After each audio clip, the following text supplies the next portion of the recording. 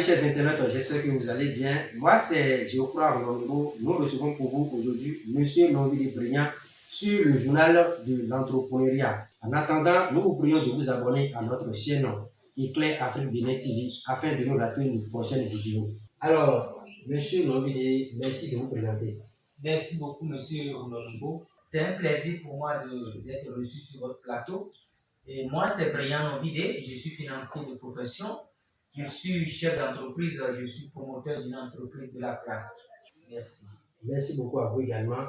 Alors, je rappelle que vous êtes invité spécial de notre émission du journal de l'entrepreneuriat. Aujourd'hui, nous allons débattre autour d'un thème très important qui est l'impact du leadership au sein d'une organisation de jeunesse. Alors, Monsieur Briand, dites-nous, qu'entendez-vous par le leadership? Ok, le leadership peut être défini comme la capacité d'un individu de mener ou de conduire d'autres individus ou d'autres organisations, pour ne pas dire des organisations, dans le but d'atteindre des objectifs. Maintenant, le leader, c'est celui-là qui est capable de guider, d'influencer, d'inspirer, ou du moins de diriger une équipe. D'accord, merci beaucoup. Ok, donc on peut également simplement dire que le leader, c'est quelqu'un qui dirige une équipe, c'est ça, non? Justement. Ok, merci beaucoup. Alors, nous allons entamer notre deuxième question d'aujourd'hui, qui est quel est l'impact de leadership, ou bien encore quel impact le leadership peut avoir sur un groupe, pour ne pas dire sur un regroupement. Ok, et en fait, la notion de leadership, nous ne pouvons jamais dissocier le leadership et le travail en équipe. Les deux vont de pair. Qui parle de leadership parle forcément du travail en équipe. Le leader, d'accord, facilite la constitution d'une équipe pertinente, amène les collaborateurs, d'accord, à créer des liens, stimule la créativité, favorise la cohésion et pousse chacun à donner, que dirais-je, le meilleur de lui-même. Okay. Donc, dans un groupe. Donc, nous pouvons dire que le leadership a un impact très positif sur le travail en équipe lorsque nous décidons de travailler ensemble. Quand nous faisons preuve de leadership, vous réussissez. Je vois que la notion de leadership, c'est quelque chose de vraiment intéressant et important que nous devons connaître.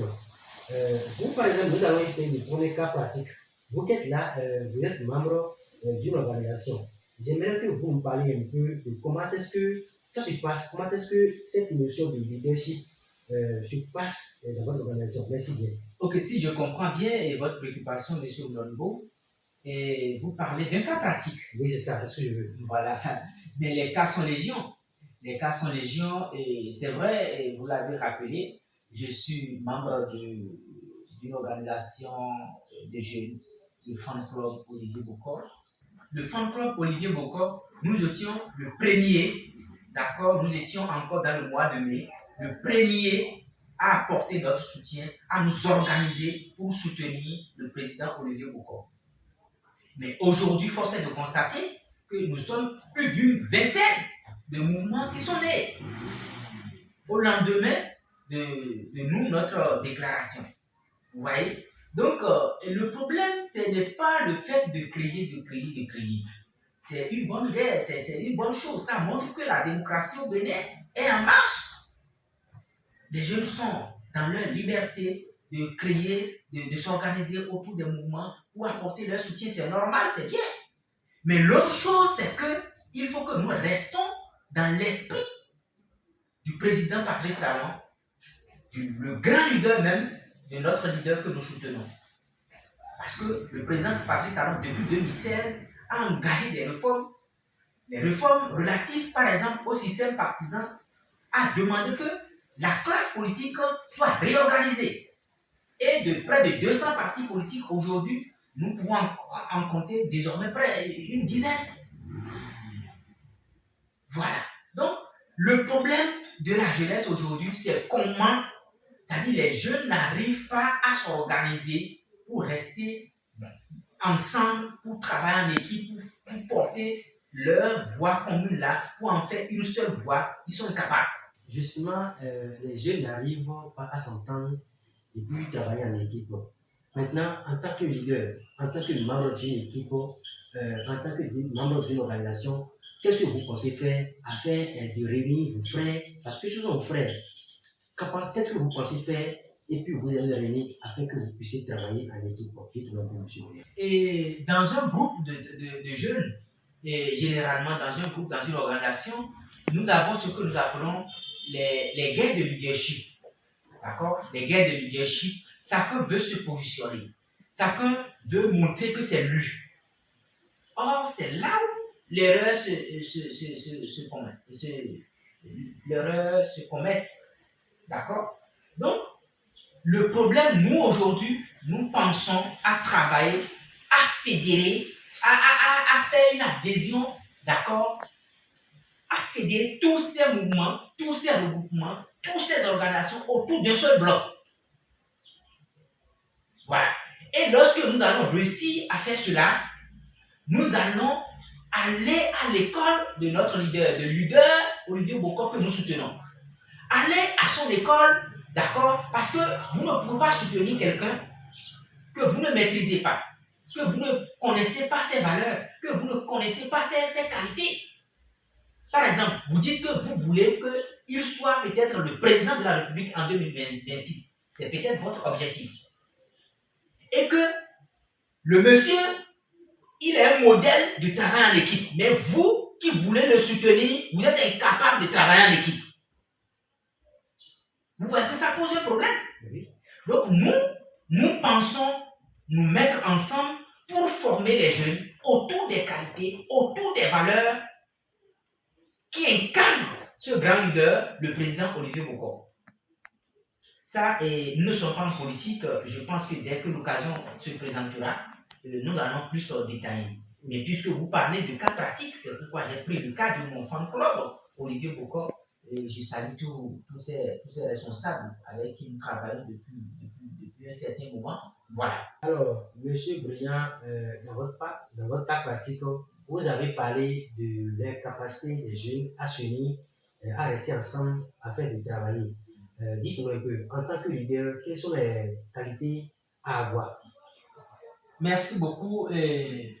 En tant que leader, il faut avoir certaines qualités pour pouvoir mener une équipe. D'accord? Quand vous êtes dans une équipe, vous avez un objectif que vous voulez atteindre. Voilà. Donc, il faut avoir certaines qualités. Et nous, notre école, nous allons essayer d'enseigner, d'inculquer ces qualités au niveau de la couche juvénile. Numéro 1, il faut avoir l'humilité. Le leader, un bon leader doit être humble. D'accord. On dit, rabaisse-toi et Dieu va t'élever. Et toi, tu es ce leader qui compte sur tout le monde, qui bouge sur tout le monde. Ça ne marche pas. Montre-toi petit. Là, tu vas devenir le grand de tous. Je pense que c'est ce que les chrétiens disent. Hein? Voilà. Il faut avoir une certaine réceptivité, c'est-à-dire la capacité d'écoute. Il faut écouter. Quand vous écoutez quelqu'un, c'est comme si vous possédez ses intentions. Dans l'écoute, il y a qui? Vous n'écoutez pas. Vous voulez qu'on vous écoute. Ça, ce n'est pas une bonne qualité d'un leader. Il faut avoir la capacité de pouvoir écouter son interlocuteur, les membres de son équipe. Voilà. En tant que leader, il faut avoir la créativité. Vous devrez être créatif. Les mêmes choses tout le temps, ça ne marche pas. Vous devrez motiver, être un motivateur. Parce que le chemin de la réussite est parsemé de difficultés. Mais dès que vous rencontrez une difficulté, un échec, c'est vous qui découragez tout le groupe. Et là, vous ne faites pas preuve de leadership. Vous devrez être capable de motiver. Vous devrez être audacieux. Vous devrez avoir de l'audace. D'accord. D'accord? Je vois. L'assurance de ce que vous êtes en train de faire.